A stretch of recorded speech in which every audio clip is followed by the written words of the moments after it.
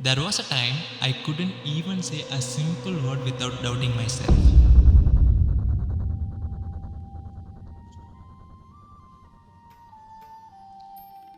My voice felt trapped, my words broken. I thought, what if they laugh at me? What if I can never be enough? But here I am today telling you the story. Not because it's perfect, but because of it's real.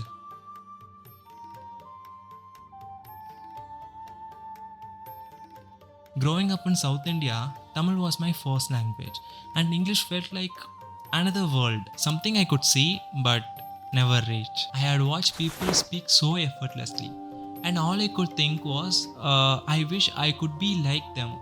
But I didn't know where to I start. It all changed in one day when I had to speak with my first client. I was terrified and my heart raced and my palms are sweated, and I thought, what if they find out I'm not good enough? But I didn't run. I spoke with my broken English. And guess what?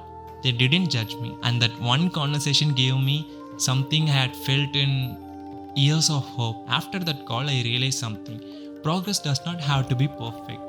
It just has to be started. And also, even talking to myself, some people may think something happened to him, but it helped me to improve my English from myself, and slowly my confidence improved. Not because of I'm flawless, but because of I'm kept trying. And here's the truth: people don't care about if you're perfect, they care about if you're genuine.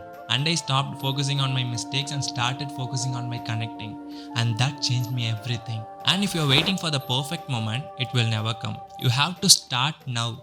Start with messy, start with imperfect, start with whatever you have, but you just start. And that's what I learned. The more you try, the more you get. And trust me, the world is waiting to hear your voice.